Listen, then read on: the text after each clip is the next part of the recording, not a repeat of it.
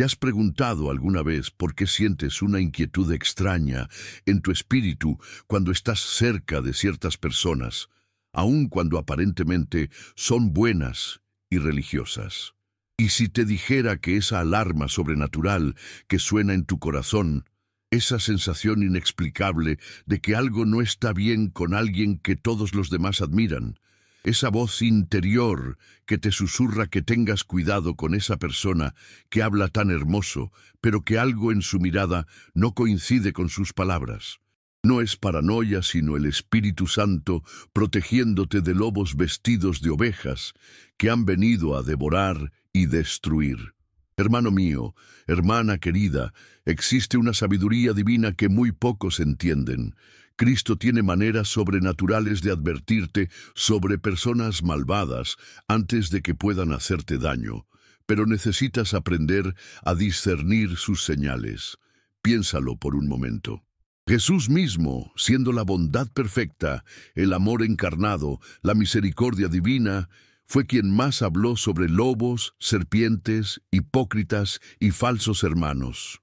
No lo hizo para sembrar desconfianza, sino para proteger a sus ovejas de depredadores espirituales que vienen disfrazados de luz, pero que en su corazón llevan oscuridad.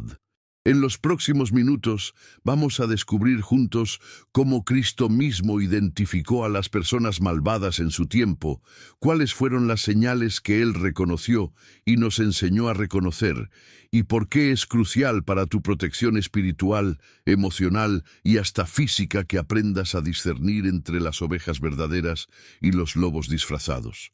Te prometo que al final de este video no solo vas a entender cómo Cristo te advierte de personas malvadas, sino que vas a tener las herramientas espirituales para protegerte de aquellos que vienen a tu vida con intenciones ocultas, con máscaras de santidad, pero con corazones llenos de maldad.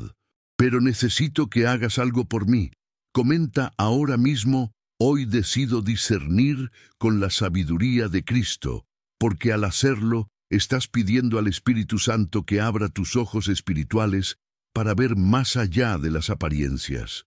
Dale me gusta a este video, porque así ayudas a que esta palabra de protección llegue a más personas que pueden estar siendo engañadas por lobos vestidos de ovejas. Muchas personas encuentran en nuestro contenido la protección espiritual que necesitan para navegar en un mundo lleno de engaño. Por eso necesito que participes desde el principio. La penúltima enseñanza de hoy puede ser exactamente la revelación que necesitas para identificar a esa persona en tu vida que no es lo que aparenta ser. Ahora sí, comencemos este viaje de discernimiento y protección. Los falsos profetas, cuando Cristo nos enseña a reconocer lobos vestidos de ovejas. Necesitamos comenzar con una de las advertencias más serias y directas que Jesús nos dio durante su ministerio terrenal. En Mateo 7:15, Cristo nos dice: «Guardaos de los falsos profetas que vienen a vosotros con vestidos de ovejas, pero por dentro son lobos rapaces».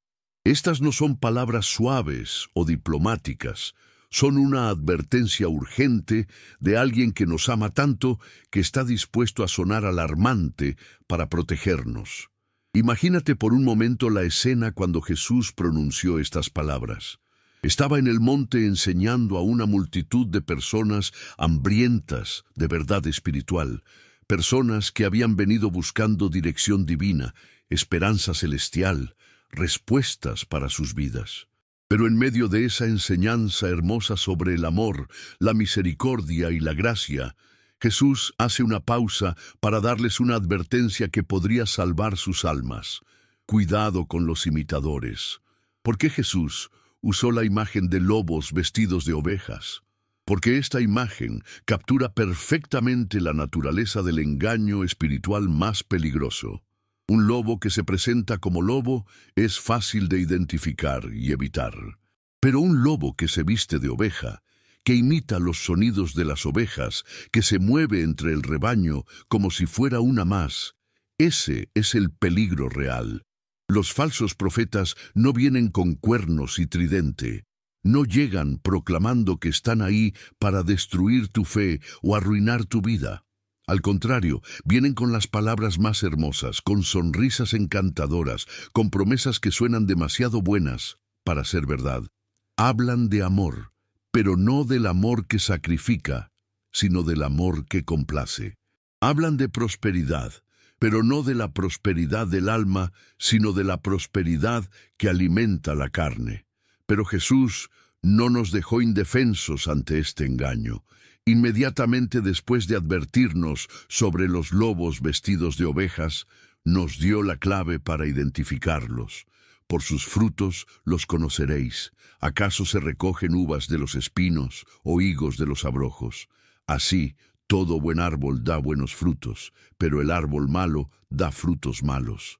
¿Te das cuenta de la sabiduría profunda en esta enseñanza? Cristo nos está diciendo que no nos dejemos engañar por las apariencias externas, por las palabras dulces, por las promesas atractivas. En lugar de eso, debemos observar los frutos, los resultados, las consecuencias de estar cerca de esas personas.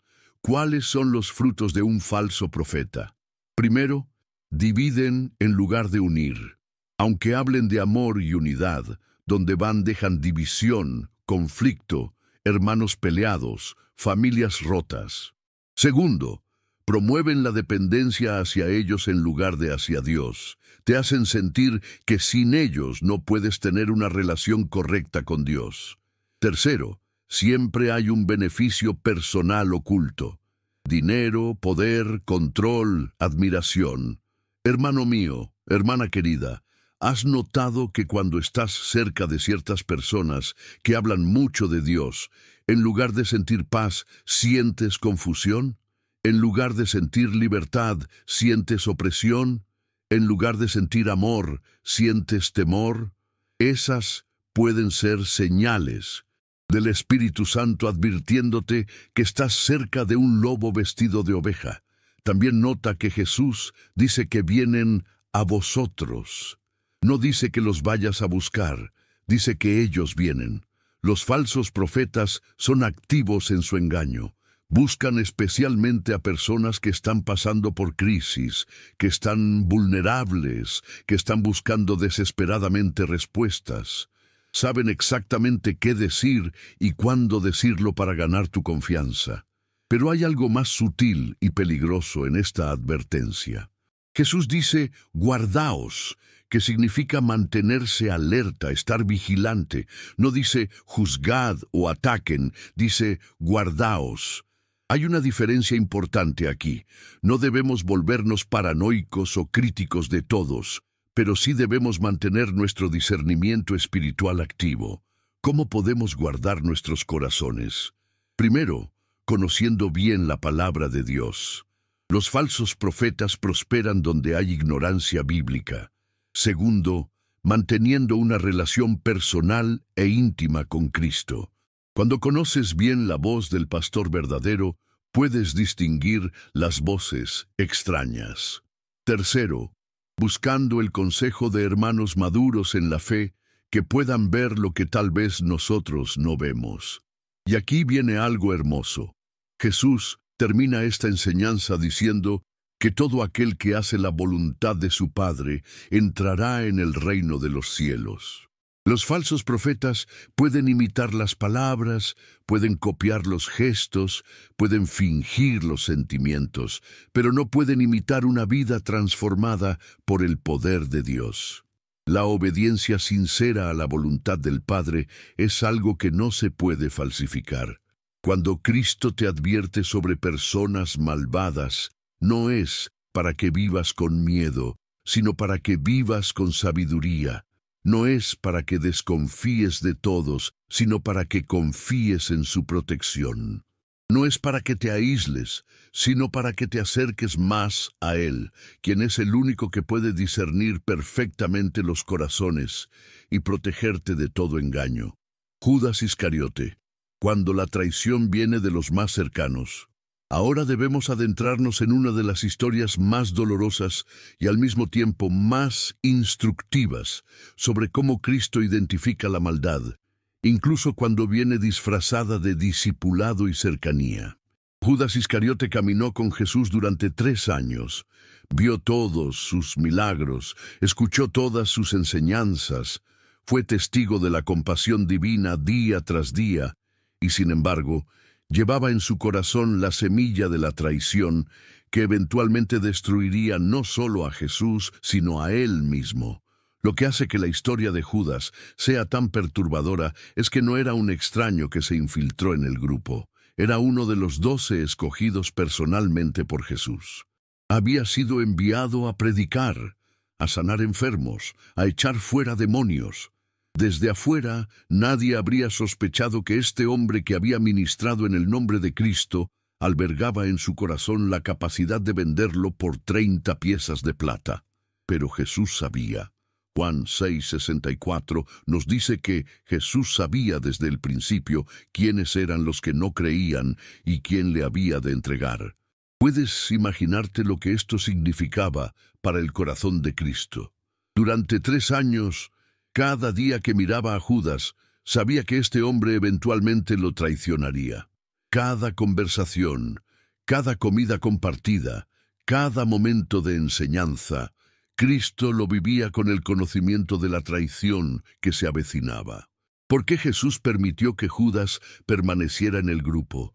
Porque sabía que había un propósito divino que se cumpliría a través de esa traición, pero también porque nos estaba enseñando algo crucial. Las personas malvadas pueden estar muy cerca de nosotros, pueden conocer nuestras vulnerabilidades, pueden haber compartido nuestros momentos más íntimos y aún así estar esperando el momento oportuno para traicionarnos. Pero si observamos cuidadosamente los evangelios, podemos ver que Cristo nos dio varias señales sobre el carácter verdadero de Judas. Señales que podemos aplicar para discernir a las personas malvadas en nuestras propias vidas. Primero, Juan 12:6 nos revela que Judas era ladrón y teniendo la bolsa sustraía de lo que se echaba en ella. Había deshonestidad financiera, un patrón de tomar lo que no le pertenecía.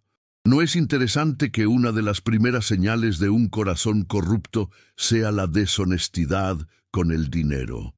Cuando alguien en tu vida justifica tomar lo que no es suyo, cuando encuentra maneras creativas de beneficiarse económicamente a costa de otros, cuando hay un patrón de pequeñas deshonestidades financieras, Cristo puede estar advirtiéndote sobre el carácter verdadero de esa persona.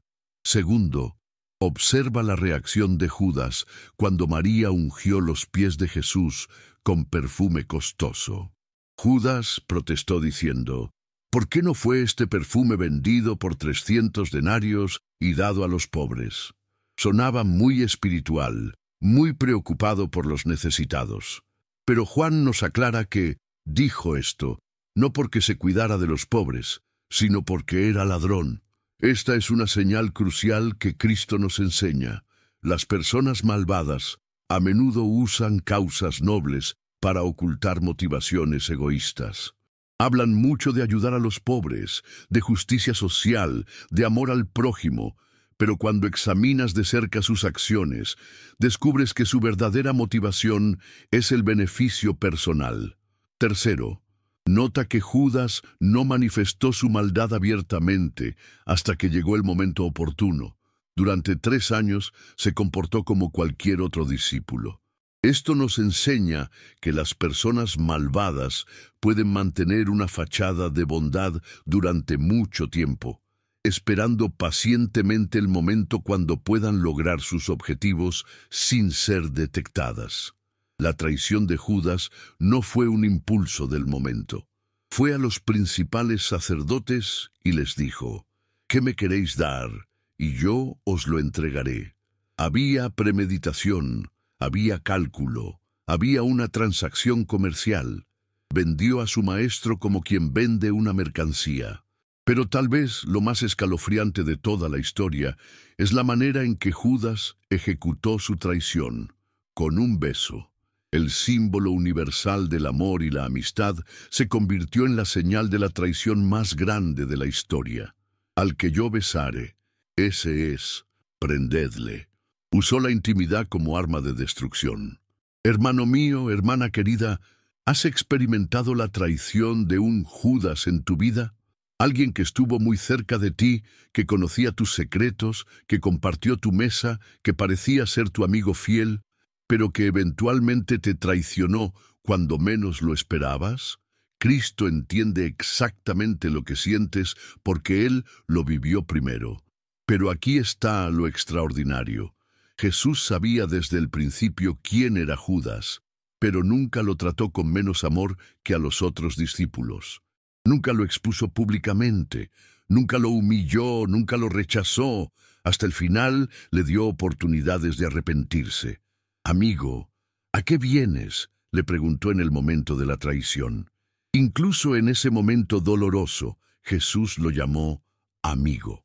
Esto nos enseña algo hermoso sobre cómo debemos responder cuando Cristo nos advierte sobre personas malvadas. No con venganza, sino con sabiduría. No con odio, sino con protección amorosa de nosotros mismos y de otros. Podemos reconocer la maldad sin volvernos malvados nosotros mismos. También es importante notar que Jesús no permitió que la traición de Judas lo amargara contra todos los demás discípulos. No se volvió desconfiado de Pedro, Santiago y Juan porque Judas lo había traicionado. Mantuvo su corazón abierto al amor mientras mantenía sus ojos abiertos al discernimiento. Cuando Cristo te advierte sobre una persona malvada en tu vida, no es para que te vuelvas cínico o desconfiado de todos. Es para que protejas tu corazón y tu vida de aquellos que pueden hacerte daño, mientras mantienes tu capacidad de amar y confiar en las personas que verdaderamente son dignas de confianza. Los fariseos hipócritas. Cuando la religiosidad esconde un corazón malvado. Necesitamos ahora contemplar el grupo de personas que provocó las palabras más duras que jamás salieron de los labios de Jesús.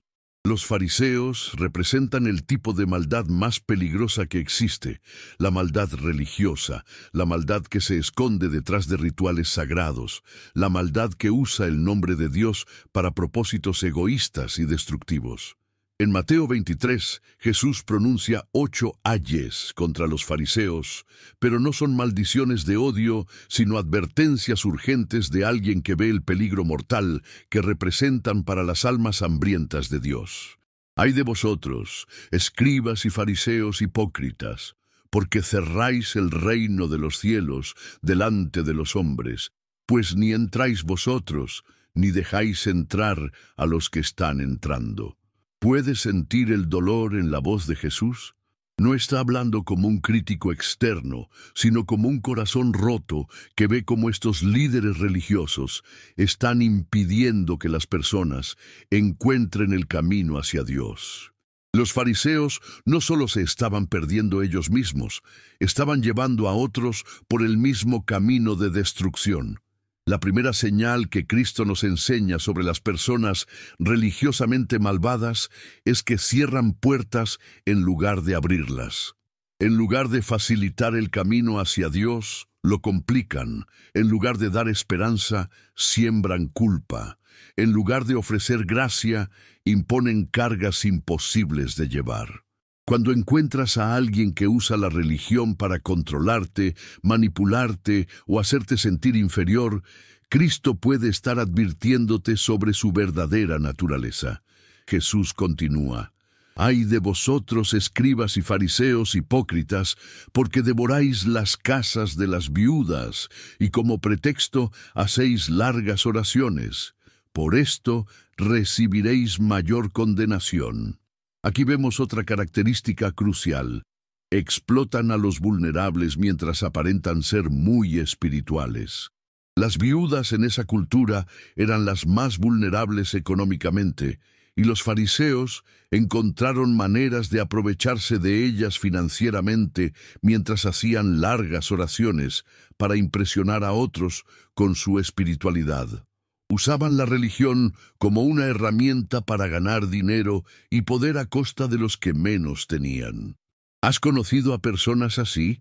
Hablan hermoso sobre Dios, oran en público con mucha elocuencia, citan versículos bíblicos constantemente, pero de alguna manera siempre terminan beneficiándose económicamente de su ministerio. Siempre hay una ofrenda que dar, un diezmo que exigir, una donación que solicitar. Cristo nos está advirtiendo sobre este tipo de explotación religiosa. Otra característica que Jesús señala es su obsesión con las apariencias externas. ¡Ay de vosotros, escribas y fariseos, hipócritas, porque limpiáis lo de fuera del vaso y del plato, pero por dentro estáis llenos de robo y de injusticia! Están más preocupados por verse bien que por ser buenos, más interesados en la reputación que en el carácter. Las personas religiosamente malvadas invierten mucho esfuerzo en mantener una imagen pública impecable. Su ropa, su lenguaje, sus gestos, todo está cuidadosamente calculado para impresionar. Pero si pudieras ver su vida privada, si pudieras conocer cómo tratan a su familia cuando nadie los ve, si pudieras examinar sus motivaciones reales, descubrirías un contraste impactante. Jesús usa una imagen particularmente fuerte. ¡Ay de vosotros, escribas y fariseos, hipócritas! Porque sois semejantes a sepulcros blanqueados, que por fuera, a la verdad, se muestran hermosos, mas por dentro están llenos de huesos de muertos y de toda inmundicia. Un sepulcro blanqueado era hermoso por fuera, pero lleno de muerte por dentro. Esta es una de las advertencias más serias que Cristo nos da. Hay personas que pueden verse muy atractivas espiritualmente. Pueden hablar hermoso sobre Dios. Pueden tener una reputación excelente en la comunidad religiosa. Pero por dentro están llenos de muerte espiritual. ¿Cómo puedes identificar a un sepulcro blanqueado? Observa cómo responden cuando son cuestionados o confrontados. Los fariseos reaccionaban con ira, con defensividad, con ataques personales contra quien osara cuestionar su autoridad. Una persona verdaderamente espiritual recibe la corrección con humildad y gratitud. También observa si hay fruto del Espíritu en sus vidas: amor, gozo, paz, paciencia, benignidad, bondad, fe, mansedumbre, templanza. Los fariseos podían imitar rituales religiosos, pero no podían imitar el carácter transformado por el Espíritu Santo. Pero quizás la característica más peligrosa de los fariseos era su capacidad de hacer prosélitos. ¡Ay de vosotros, escribas y fariseos, hipócritas! Porque recorréis mar y tierra para hacer un prosélito, y una vez hecho, le hacéis 2 veces más hijo del infierno que vosotros. Esto significa que no solo eran malvados ellos mismos, sino que reproducían su maldad en otros. Tenían la capacidad de tomar a personas sinceras que buscaban a Dios y convertirlas en versiones aún peores de ellos mismos. Esta es la maldad religiosa en su forma más destructiva, la capacidad de corromper la búsqueda sincera de otros. Hermano mío, hermana querida, cuando Cristo te advierte sobre personas religiosamente malvadas, está protegiendo no solo tu bienestar, sino tu alma misma. Estas personas pueden desviarte del camino verdadero hacia Dios, pueden llenarte de culpa falsa, pueden robarte la alegría de tu salvación, pueden convertir tu búsqueda sincera de Dios en un legalismo mortal que mata tu espíritu. Pero aquí está lo hermoso. Jesús termina su confrontación con los fariseos, no con odio, sino con lamento. Jerusalén, Jerusalén, que matas a los profetas y apedreas a los que te son enviados. ¿Cuántas veces quise juntar a tus hijos, como la gallina junta sus polluelos debajo de las alas, y no quisiste? Incluso hacia los religiosamente malvados, el corazón de Cristo está lleno de amor y deseo de restauración. Cuando Él te advierte sobre tales personas, no es para que los odies, sino para que te protejas, y tal vez, si Dios te da la oportunidad, para que seas instrumento de su amor, para ayudarlos a encontrar el camino verdadero hacia la humildad y la transformación auténtica. David y Absalón, cuando tu propio hijo se vuelve en tu contra. Ahora debemos contemplar una de las traiciones más dolorosas registradas en toda la Escritura, una historia que nos enseña que a veces las advertencias de Dios sobre personas malvadas vienen cuando menos las esperamos y de quienes menos las esperamos.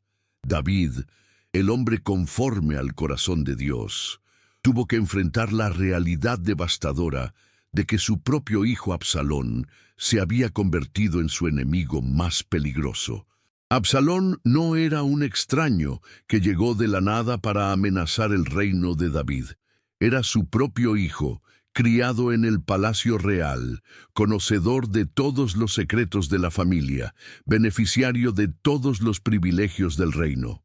Había crecido viendo la unción de Dios sobre su padre, había sido testigo de las victorias milagrosas, había disfrutado de la prosperidad que venía de servir al Dios verdadero. Pero en el corazón de Absalón se había desarrollado algo venenoso: envidia, ambición desmedida, resentimiento hacia la autoridad de su padre.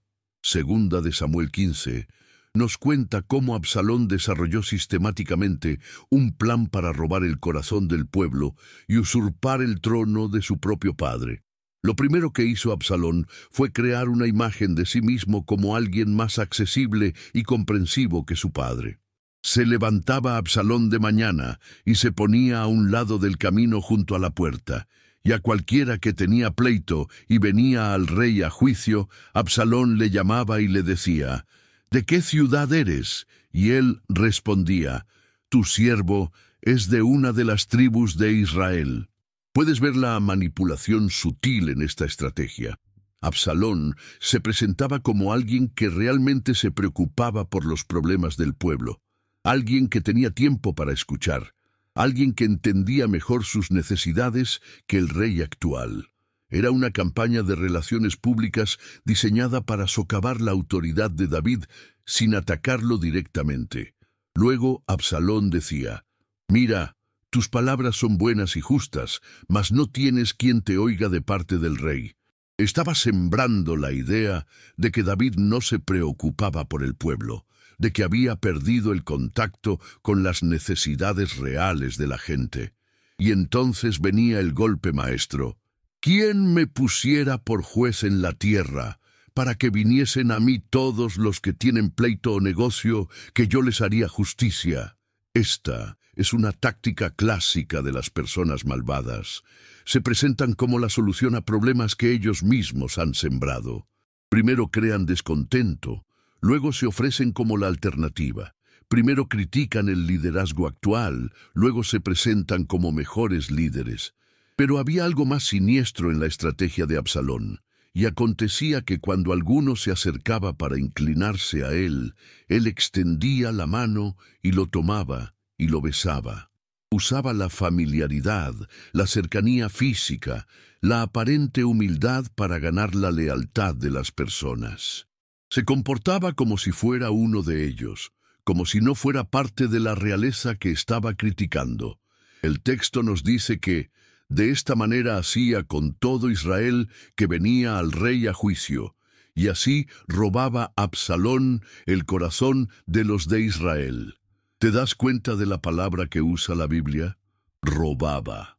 No ganaba el corazón honestamente, lo robaba a través del engaño y la manipulación. Durante 4 años, Absalón ejecutó este plan pacientemente. No era impulsivo, era calculador. Sabía exactamente lo que estaba haciendo y hacia dónde se dirigía. Y finalmente, cuando sintió que tenía suficiente apoyo popular, hizo su movimiento. Vino pues un mensajero a David diciendo: El corazón de todo Israel se va tras Absalón. ¿Puedes imaginarte el shock, el dolor, la confusión que David debe haber sentido? Su propio hijo, a quien había amado y cuidado, se había vuelto contra él de la manera más sistemática y cruel. Y no solo eso, había logrado convencer a la mayoría del pueblo de que David ya no era un buen rey. Pero aquí está lo que me rompe el corazón. Cuando David se enteró de la rebelión, su primera reacción no fue de ira, sino de protección hacia su pueblo. Levantaos y huyamos, porque no podremos escapar delante de Absalón. Daos prisa a partir. No sea que apresurándose él nos alcance y arroje el mal sobre nosotros y hiera la ciudad a filo de espada. David estaba más preocupado por proteger a Jerusalén y a su pueblo que por defender su propio trono. Esta es la diferencia entre un líder con corazón de Dios y alguien movido por ambición personal. Cuando viene la crisis, uno piensa en proteger a otros. El otro piensa solo en protegerse a sí mismo. Hermano mío, hermana querida, tal vez tú has experimentado una traición similar. Tal vez alguien muy cercano a ti, alguien a quien amaste y en quien confiaste, alguien que conocía tus vulnerabilidades y tus secretos, se volvió contra ti de manera sistemática y cruel. Tal vez usaron su conocimiento íntimo de tu vida para manipular a otros en tu contra. Cristo entiende este dolor porque Él también fue traicionado por alguien cercano. Y David nos enseña cómo responder, no con venganza, sino con sabiduría, no aferrándose al poder, sino protegiendo a los inocentes que pueden ser lastimados en el conflicto. También es importante notar que David nunca perdió la esperanza de que Absalón se arrepintiera. Cuando finalmente llegó la batalla, David ordenó a sus comandantes: «Tratad benignamente por amor de mí al joven Absalón». Incluso en medio de la rebelión, el corazón de padre seguía amando al hijo rebelde. Cuando Dios te advierte sobre personas malvadas, incluso cuando son familiares cercanos, no es para que pierdas la esperanza de su restauración. Es para que te protejas del daño que pueden causar mientras mantienes un corazón abierto a la posibilidad de reconciliación si hay arrepentimiento auténtico. José y sus hermanos, cuando la envidia familiar se vuelve mortal. Continuando con estas lecciones dolorosas sobre cómo Dios nos advierte de personas malvadas en nuestro propio círculo familiar, necesitamos examinar la historia de José y sus hermanos, donde vemos cómo la envidia puede transformar el amor familiar en odio destructivo, y cómo Dios puede usar las intenciones malvadas de otros para cumplir sus propósitos en nuestras vidas. José era el hijo amado de Jacob, no solo porque había nacido en su vejez, sino porque era hijo de Raquel, la esposa a quien Jacob amaba más que a todas las demás. Esta preferencia no era secreta. Era visible en la túnica de diversos colores que Jacob le había hecho, en los privilegios especiales que le daba, en la manera cariñosa como le hablaba. Pero había algo más que hacía que José fuera diferente.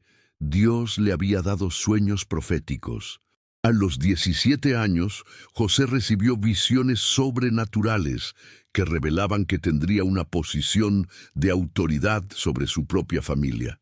«Oíd ahora este sueño que he soñado», les dijo a sus hermanos, y procedió a contarles cómo en su sueño las gavillas de ellos se inclinaban ante la suya. La reacción de sus hermanos fue inmediata y reveladora. Le aborrecieron aún más a causa de sus sueños y sus palabras.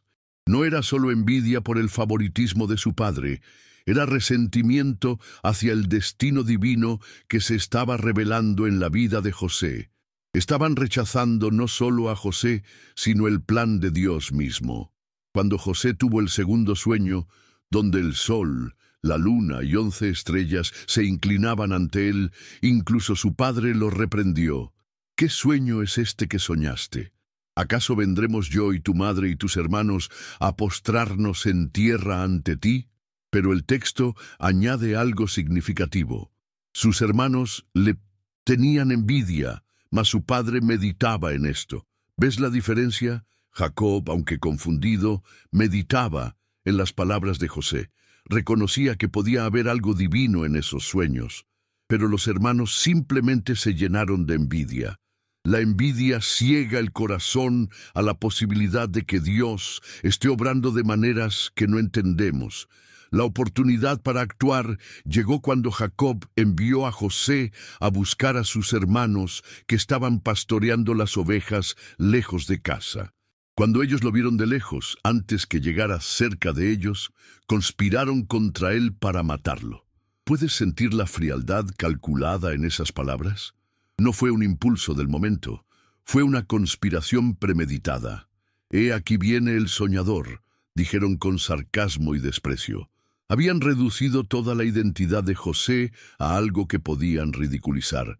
Ya no era su hermano pequeño, ya no era el hijo de su padre, era el soñador, como si sus visiones divinas fueran algo de lo cual burlarse.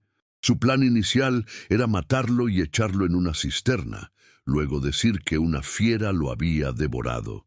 Y veremos qué será de sus sueños. Pensaban que matando a José podrían matar el plan de Dios. No entendían que cuando Dios tiene un propósito para tu vida, nadie puede frustrarlo, ni siquiera la maldad de tu propia familia. Fue Rubén quien intervino para salvar la vida de José, sugiriendo que lo echaran vivo en la cisterna con la intención secreta de rescatarlo después. Pero cuando Rubén se ausentó, Judá propuso algo que pensó que era más práctico. ¿Qué provecho hay en que matemos a nuestro hermano y encubramos su muerte?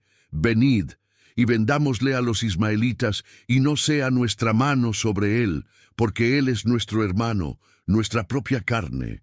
Vendieron a José por 20 piezas de plata. Su propio hermano se convirtió en mercancía, en una transacción comercial. Y luego ejecutaron una mentira elaborada, tomando la túnica de colores, manchándola con sangre de cabrito y presentándola a su padre como evidencia de que José había sido devorado por una fiera. Jacob lloró a su hijo durante años, sin saber que sus otros hijos conocían exactamente lo que había pasado. Vivían cada día viendo el dolor de su padre, sabiendo que ellos eran los causantes y manteniendo su secreto malvado. Hermano mío, hermana querida, tal vez tú has experimentado la traición de hermanos, no necesariamente biológicos, pero sí personas que se suponía que te amaran como familia. Tal vez han conspirado contra ti, han hablado mal de ti, han tratado de destruir tus sueños, tus oportunidades, tu reputación. Pero quiero que veas algo hermoso en esta historia. Dios estaba usando la maldad de los hermanos de José para posicionarlo exactamente donde necesitaba estar para salvar a su familia y a toda la región de Egipto durante la hambruna. Lo que ellos pensaron para mal, Dios lo usó para bien. Años después, cuando José se reveló a sus hermanos como el segundo en autoridad de todo Egipto, les dijo: «Vosotros pensasteis mal contra mí, mas Dios lo encaminó a bien, para hacer lo que vemos hoy, para mantener en vida a mucho pueblo». Cuando Dios te advierte sobre la maldad en personas cercanas a ti, no es para que te amargues o busques venganza, es para que entiendas que Él puede usar incluso las intenciones malvadas de otros para cumplir sus propósitos en tu vida. Su plan para ti es más grande que la maldad que otros puedan planear en tu contra. Nehemías y Sanbalat, cuando los enemigos se disfrazan de amigos. Ahora debemos examinar una táctica particularmente sutil que las personas malvadas usan para detener la obra de Dios: fingir amistad mientras planean destrucción. La historia de Nehemías y Sanbalat nos enseña cómo Dios nos advierte cuando alguien está usando la máscara de la amistad para acercarse lo suficiente para hacernos daño. Nehemías había regresado a Jerusalén con una misión clara: reconstruir los muros de la ciudad santa. Era una obra ordenada por Dios, respaldada por el rey de Persia, y necesaria para la protección del pueblo de Dios. Pero desde el momento que comenzó la construcción, Sanbalat horonita, Tobías amonita y Gesem árabe comenzaron una campaña sistemática para detener el proyecto. Al principio, su táctica fue la burla y el desaliento. ¿Qué hacen estos débiles judíos? ¿Se lo permitirán? ¿Sacrificarán? ¿Acabarán en un día? ¿Resucitarán de los montones del polvo las piedras que fueron quemadas?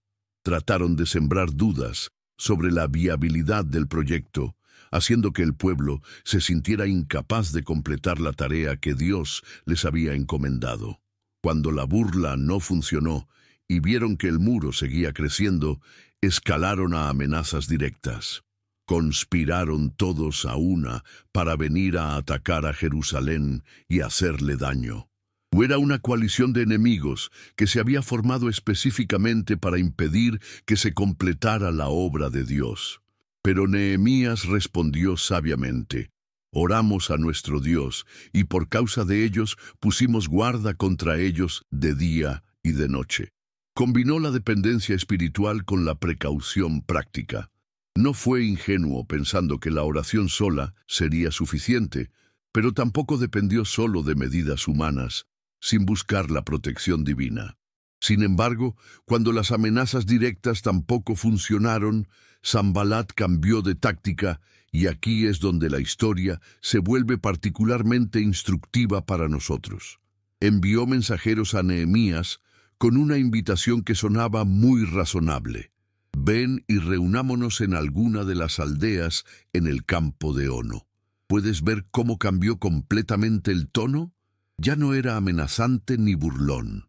Ahora sonaba como alguien que quería encontrar una solución pacífica, alguien dispuesto a dialogar, alguien que había reconocido que tal vez había estado equivocado y quería hacer las paces. Pero Nehemías tenía discernimiento espiritual. Mas ellos habían pensado hacerme mal. No se dejó engañar por el cambio de táctica. Entendió que cuando las personas malvadas no pueden detenerte con amenazas directas, a menudo intentan atraerte a una situación donde tengan ventaja para hacerte daño. La respuesta de Nehemías fue directa y firme: yo hago una gran obra y no puedo ir, porque cesaría la obra dejándola yo para ir a vosotros. No fue grosero ni agresivo, pero tampoco se dejó manipular por la falsa invitación a la reconciliación. Sanbalat persistió. Envió la misma invitación 4 veces más, cada vez probablemente con un tono más urgente, más persuasivo, más aparentemente sincero. Pero Nehemías mantuvo su respuesta. Estaba enfocado en la obra que Dios le había encomendado y no se iba a distraer. Finalmente, Sanbalat jugó su última carta. Envió una carta abierta para que todos pudieran leerla, acusando a Nehemías de rebelarse contra el rey de Persia y de querer hacerse rey de Judá. Ahora pues ven y consultemos juntos. Era chantaje público diseñado para forzar a Nehemías a reunirse con él para aclarar las acusaciones. La respuesta de Nehemías fue magistral. No hay tal cosa como dices, sino que de tu corazón tú lo inventas. Confrontó la mentira directamente y luego hizo algo muy sabio. Oró. Ahora pues, oh Dios, fortalece mis manos. ¿Ves el patrón? Las personas malvadas, cuando no pueden detenerte con ataques directos, a menudo intentan atraerte a conversaciones o reuniones donde tienen más control de la situación. Usan invitaciones que suenan razonables, que apelan a tu deseo de paz, que hacen que parezcas no colaborativo si rehusas. Hermano mío, hermana querida, cuando Dios te advierte sobre alguien que constantemente te está invitando a reuniones para resolver las cosas, especialmente después de haber mostrado hostilidad hacia la obra que Dios te ha encomendado, necesitas tener el discernimiento de Nehemías. No toda invitación a dialogar viene de un corazón sincero. Algunas vienen de personas que saben que no pueden detenerte de frente y están buscando una manera de acercarse lo suficiente para sabotear tu obra o hacerte daño. La sabiduría está en mantenerte enfocado en lo que Dios te ha llamado a hacer, en no permitir que las distracciones disfrazadas de oportunidades de reconciliación te desvíen de tu propósito y en orar por discernimiento para distinguir entre invitaciones sinceras e invitaciones maliciosas. Nehemías completó el muro en 52 días porque no se dejó distraer por los enemigos que se disfrazaban de amigos. Su enfoque en la obra de Dios fue mayor que su deseo de complacer a todos o de evitar conflictos. Pablo advirtiendo sobre falsos maestros. Cuando el engaño viene vestido de doctrina. Ahora debemos adentrarnos en las advertencias más urgentes que el apóstol Pablo nos dio sobre el tipo de maldad más sutil y peligrosa que puede infiltrarse en la iglesia: los falsos maestros, que usan la doctrina verdadera como vehículo para propósitos malvados. En sus cartas, Pablo nos enseña a identificar a estos lobos que no solo vienen vestidos de ovejas, sino que vienen con título de pastores. En su despedida emocional con los ancianos de Efeso, registrada en Hechos 20, Pablo hace una declaración que debe haber helado la sangre de estos líderes, porque yo sé que después de mi partida entrarán en medio de vosotros lobos rapaces que no perdonarán al rebaño. Y de vosotros mismos se levantarán hombres que hablen cosas perversas para arrastrar tras sí a los discípulos. ¿Te das cuenta de lo alarmante de esta predicción? Pablo no está hablando de peligros externos que atacarían la iglesia desde afuera. Está advirtiendo sobre peligros internos. De vosotros mismos se levantarán hombres. Los falsos maestros más peligrosos no son los que llegan de otras religiones. Son los que surgen desde dentro de la misma iglesia. ¿Cuál es su motivación? Para arrastrar tras sí a los discípulos. No están interesados en servir a Cristo o en bendecir al pueblo de Dios. Su objetivo es crear seguidores personales, construir su propio reino, establecer su propia influencia y poder. En 2 Timoteo 3, 1, 5, Pablo nos da una descripción detallada de cómo son estas personas en los últimos tiempos. Habrá hombres amadores de sí mismos, avaros, vanagloriosos, soberbios, blasfemos, desobedientes a los padres, ingratos, impíos, sin afecto natural, implacables, calumniadores, intemperantes, crueles, aborrecedores de lo bueno, traidores, impetuosos, infatuados, amadores de los deleites más que de Dios. Pero aquí viene la parte más escalofriante, que tendrán apariencia de piedad, pero negarán la eficacia de ella. Estas personas no son ateas declarados o enemigos obvios de la fe. Tienen apariencia de piedad. Hablan el lenguaje cristiano, conocen la terminología bíblica, pueden citar versículos de memoria, participan en actividades religiosas. Sin embargo, niegan la eficacia de la piedad. Esto significa que aunque hablan de transformación, sus vidas no muestran el poder transformador del Evangelio. Aunque predican sobre el amor, sus acciones revelan egoísmo. Aunque enseñan sobre humildad, su comportamiento demuestra orgullo desmedido. Pablo nos da una advertencia específica sobre un tipo particular de falso maestro.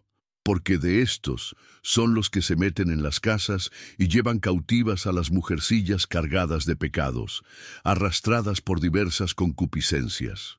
Estos depredadores espirituales buscan específicamente a personas vulnerables, especialmente a aquellas que están cargadas de culpa y buscando desesperadamente alivio espiritual.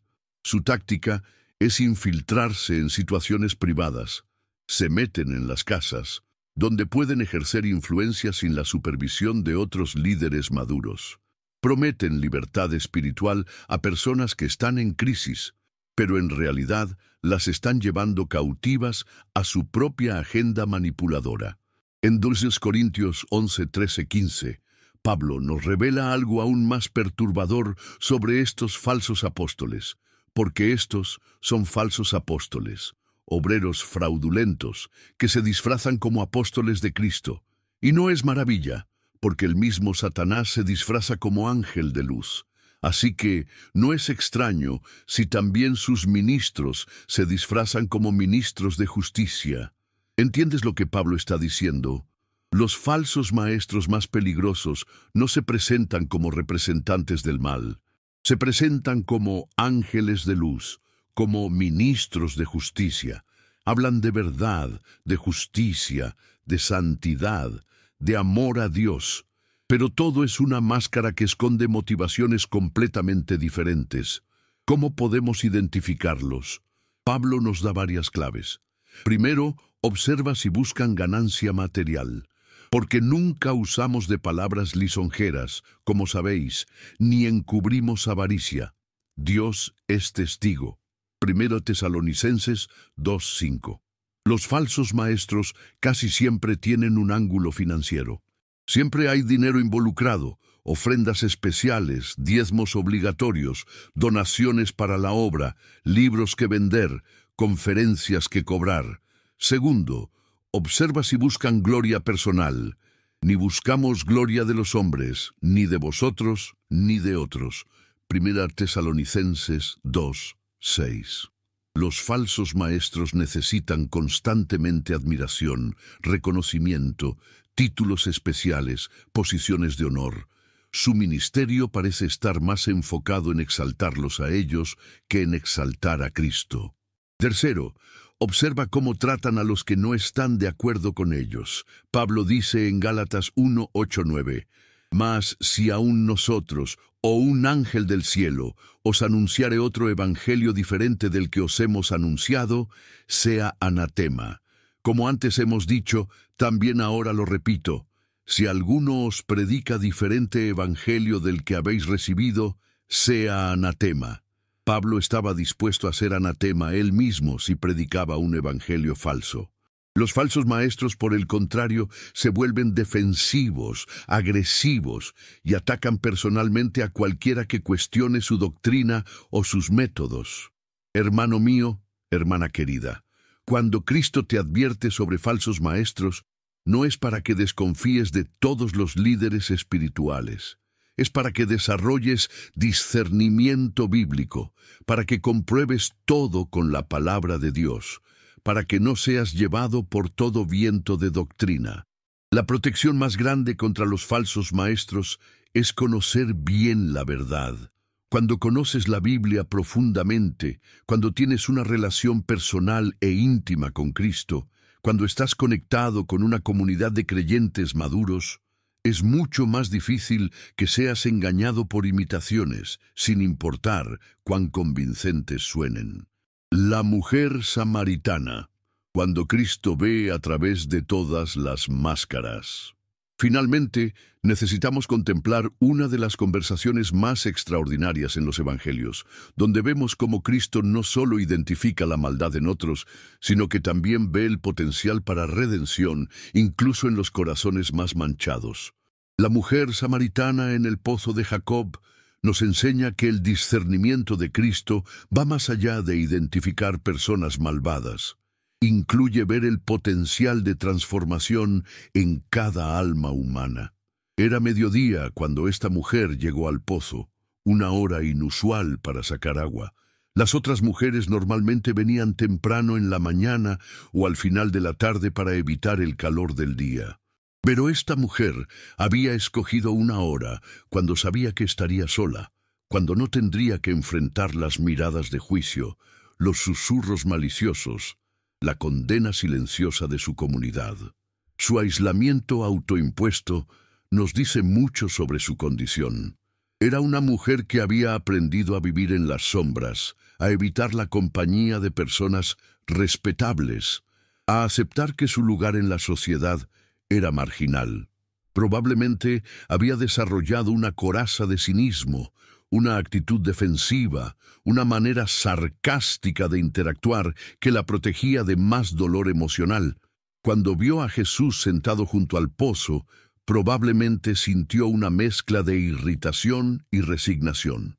Los judíos no hablaban con samaritanos, y mucho menos los hombres judíos con mujeres samaritanas.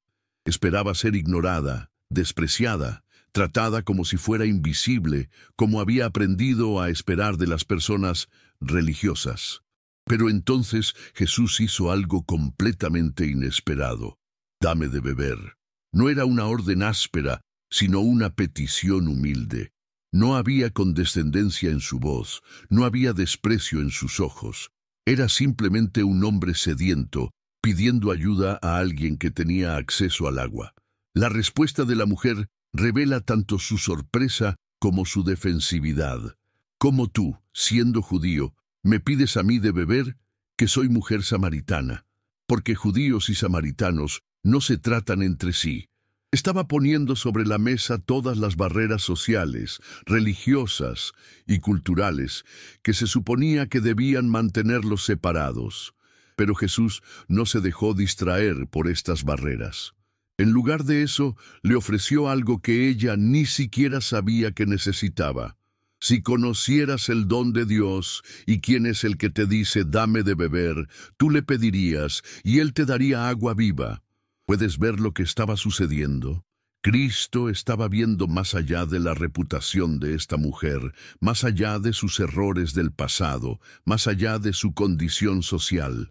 Estaba viendo su sed espiritual, su necesidad desesperada de algo que llenara el vacío en su alma, su anhelo inconsciente de encontrar verdad y vida real. La conversación continúa con Jesús, hablando sobre agua que quita la sed para siempre, mientras la mujer sigue pensando en términos físicos. Pero entonces Cristo hace algo que debe haber sacudido completamente su mundo. «Ve, llama a tu marido y ven acá». Con esas pocas palabras, Jesús expuso la realidad oculta de su vida. No era una petición inocente, era una revelación de conocimiento sobrenatural. Él sabía exactamente cuál era su situación, conocía su historia de relaciones fracasadas, entendía por qué estaba sola en el mediodía sacando agua en lugar de estar en casa con una familia. La respuesta de la mujer fue técnicamente honesta pero incompleta. «No tengo marido». Y entonces vino la respuesta de Jesús que debe haber detenido su corazón. «Bien has dicho, no tengo marido, porque 5 maridos has tenido, y el que ahora tienes no es tu marido. Esto has dicho con verdad». ¿Puedes imaginarte el impacto de esas palabras? Este extraño judío conocía los secretos más íntimos de su vida, los detalles que ella había tratado de esconder, la historia de fracasos y decisiones pobres que la habían llevado a vivir al margen de la sociedad. Pero aquí está lo hermoso. Jesús no reveló esta información para condenarla o humillarla. No había acusación en su voz, no había juicio en sus ojos. Era como si estuviera diciendo: «Conozco toda tu historia, y aún así estoy aquí hablando contigo, ofreciéndote agua viva, tratándote con dignidad y respeto». La respuesta de la mujer muestra que reconoció algo sobrenatural en este encuentro. «Señor, me parece que tú eres profeta».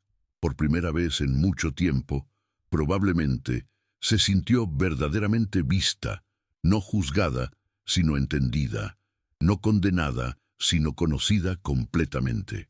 Lo que sigue es una de las revelaciones más claras que Jesús hizo sobre su identidad. Cuando la mujer menciona al Mesías que había de venir, Jesús le dice directamente: «Yo soy el que habla contigo». A esta mujer samaritana, con su historia complicada y su reputación manchada, Jesús se reveló como el Cristo prometido. El resultado fue una transformación inmediata y completa. Entonces la mujer dejó su cántaro y fue a la ciudad y dijo a los hombres: «Venid, ved a un hombre que me ha dicho todo cuanto he hecho. ¿No será este el Cristo?». La mujer, que había venido en secreto al mediodía para evitar a la gente, ahora corría hacia la ciudad para contarles a todos sobre su encuentro con Jesús. Hermano mío, hermana querida, esta historia nos enseña algo hermoso sobre el discernimiento de Cristo. Él puede ver maldad donde otros no la ven, pero también puede ver potencial donde otros solo ven fracaso. Puede identificar a los lobos vestidos de ovejas, pero también puede ver ovejas que se han perdido y están disfrazadas de lobos por el dolor y las decisiones pobres. Cuando Cristo te da discernimiento sobre personas malvadas, no es para que te vuelvas cínico o despiadado. Es para que puedas protegerte del daño mientras mantienes un corazón abierto a la posibilidad de que incluso las personas más perdidas pueden ser transformadas por su gracia. La mujer samaritana no era malvada en el sentido de ser depredadora o manipuladora, pero su vida estaba llena de decisiones que la habían llevado al aislamiento y la vergüenza. Sin embargo, cuando se encontró con Cristo, todo cambió. Su sed espiritual fue satisfecha, su vergüenza fue removida, su propósito fue restaurado. A veces, las personas que parecen malvadas simplemente están heridas, perdidas, tomando decisiones pobres porque no conocen nada mejor. El discernimiento de Cristo nos ayuda a distinguir entre aquellos que son verdaderamente peligrosos y aquellos que simplemente necesitan encontrarse con el agua viva que solo Él puede ofrecer. Has llegado hasta aquí, hermano amado, hermana preciosa, y eso me dice algo extraordinario sobre la condición de tu corazón. En un mundo donde muchas personas prefieren vivir con ingenuidad espiritual antes que enfrentar la realidad de que existen personas malvadas, donde otros se vuelven cínicos y desconfiados de todos, tú has demostrado tener el alma de alguien que busca la sabiduría divina para navegar en un mundo complejo lleno de lobos vestidos de ovejas. Muy pocas personas tienen la madurez espiritual, la valentía emocional y la sed de discernimiento para permanecer hasta el final de un mensaje tan profundo sobre cómo Cristo nos advierte de personas malvadas. Eres parte de un grupo selecto de buscadores sabios que entienden que el amor auténtico incluye la protección, que la bondad verdadera requiere discernimiento, que la fe madura necesita sabiduría práctica.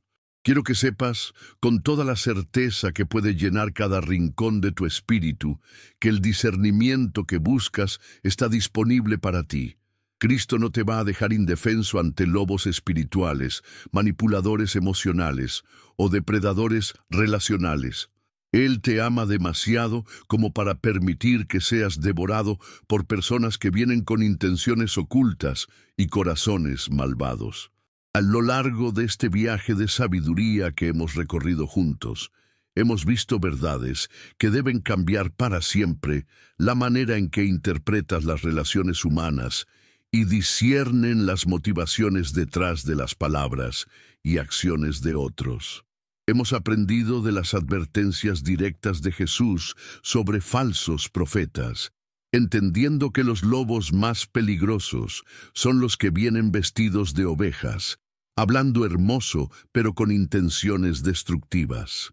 Hemos contemplado la traición devastadora de Judas, viendo cómo la maldad puede existir incluso en los círculos más íntimos, cómo alguien puede caminar contigo durante años mientras planea tu destrucción, y cómo Cristo sabía desde el principio, pero respondió con amor hasta el final. Hemos examinado la hipocresía mortal de los fariseos, aprendiendo que la maldad religiosa es la más peligrosa porque usa el nombre de Dios para propósitos egoístas. Explotan a los vulnerables mientras aparentan ser santos y cierran las puertas del reino en lugar de abrirlas. Hemos sufrido con David la traición de su propio hijo Absalón, entendiendo que a veces las personas más cercanas a nosotros pueden volverse nuestros enemigos más peligrosos, usando su conocimiento íntimo de nuestras vidas para manipular a otros en nuestra contra. Hemos experimentado con José el dolor de ser vendido por sus propios hermanos, pero también hemos visto cómo Dios puede usar las intenciones malvadas de otros para cumplir sus propósitos en nuestras vidas, transformando la traición en plataforma para bendición. Hemos observado con Nehemías cómo los enemigos a menudo cambian de táctica cuando los ataques directos no funcionan, disfrazándose de amigos que quieren dialogar y resolver las cosas, cuando en realidad buscan una oportunidad de acercarse lo suficiente para hacernos daño. Hemos escuchado las advertencias urgentes de Pablo sobre falsos maestros que surgen desde dentro de la misma iglesia, usando apariencia de piedad para engañar a los vulnerables, buscando ganancia personal y gloria humana, mientras predican sobre sacrificio y humildad. Y hemos contemplado la sabiduría perfecta de Cristo en su encuentro con la mujer samaritana, viendo cómo su discernimiento va más allá de identificar maldad para incluir el reconocimiento del potencial de redención en cada corazón humano. Cada una de estas historias ha sido una lección de discernimiento, una clase magistral sobre cómo distinguir entre apariencias y realidades, entre palabras hermosas y motivaciones verdaderas, entre amor auténtico y manipulación sutil. Pero aquí está la verdad transformadora que debe cambiar la manera en que vives cada relación en tu vida. El discernimiento no es paranoia. La sabiduría no es cinismo, la protección no es falta de amor. Cristo nos enseña a ser sabios como serpientes, pero sencillos como palomas, a mantener nuestros corazones abiertos al amor mientras mantenemos nuestros ojos abiertos al discernimiento. Quiero que hagas algo poderoso y protector ahora mismo. Comenta: llegué hasta el final porque necesito discernimiento divino. Necesito ver los nombres de todos los buscadores de sabiduría que reconocen su necesidad de discernimiento sobrenatural para navegar en un mundo lleno de engaño y manipulación. Esto no es simplemente un comentario, es una declaración de dependencia del Espíritu Santo para desarrollar la sabiduría que necesitas para protegerte y proteger a otros. Y si aún no estás suscrito a este canal, permíteme preguntarte algo que debe hacerte reflexionar sobre la providencia divina. ¿Crees que fue casualidad que este mensaje sobre discernimiento espiritual llegara a tu vida exactamente cuando más necesitabas sabiduría para identificar a personas malvadas en tu círculo? ¿Piensas que fue coincidencia que estas herramientas de protección aparecieran en tu pantalla justo cuando el Espíritu Santo estaba tratando de advertirte sobre alguien específico? Suscribirse no es solo un acto digital, es un acto de sabiduría. Es sembrar una semilla en tierra fértil para tu crecimiento en discernimiento. Es asegurar que cuando Dios quiera darte la siguiente revelación sobre cómo protegerte de lobos vestidos de ovejas, tú estés en primera fila para recibirla. Es unirte a una comunidad de creyentes que entienden que el amor auténtico incluye la protección, que la fe madura requiere sabiduría práctica. Cada vez que compartes uno de nuestros videos, estás siendo instrumento de protección para alguien más que puede estar siendo manipulado por personas malvadas, alguien que necesita urgentemente desarrollar discernimiento espiritual, alguien que necesita entender que no toda persona que habla hermoso tiene motivaciones puras. No subestimes el poder protector de un simple compartir. Puede ser exactamente lo que salve a esa persona que Dios tiene en tu corazón de una relación destructiva. Me encantaría poder sentarme contigo y ayudarte a analizar cada relación en tu vida con el discernimiento de Cristo, poder mostrarte las señales de alerta que tal vez no has visto, poder orar contigo por sabiduría divina para cada decisión relacional que enfrentas. Pero como no puedo hacerlo físicamente, quiero hacerlo espiritualmente a través de los comentarios, escuchando tu búsqueda de sabiduría y discernimiento. Cuéntame qué relación en tu vida necesita más urgentemente el discernimiento de Cristo. ¿Cuál de estas historias bíblicas te ayudó más a entender las tácticas de personas malvadas? ¿Qué revelación recibiste sobre alguien específico que puede no ser lo que aparenta ser? Comparte conmigo cómo este mensaje cambió tu perspectiva sobre las relaciones humanas. ¿Qué herramientas de protección espiritual vas a implementar en tu vida? Voy a estar leyendo cada comentario como si fuera una consulta de discernimiento, con la sabiduría y la sensibilidad que merece cada alma que está buscando protección divina en un mundo lleno de engaño. Voy a tener tu nombre específicamente en mis oraciones, pidiendo que Cristo te dé el discernimiento sobrenatural que necesitas para identificar y protegerte de toda persona malvada que pueda estar en tu círculo. porque sé con absoluta certeza que Dios no te trajo hasta aquí por casualidad. Él sabía exactamente qué palabra de advertencia y protección necesitaba llegar a tu espíritu en este momento específico de tu vida.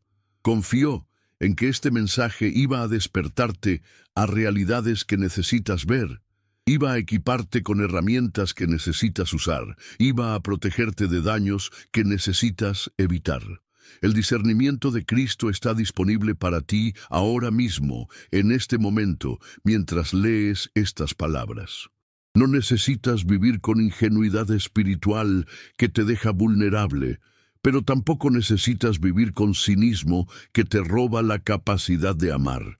Puedes tener sabiduría que protege y amor que bendice, discernimiento que alerta y fe que confía.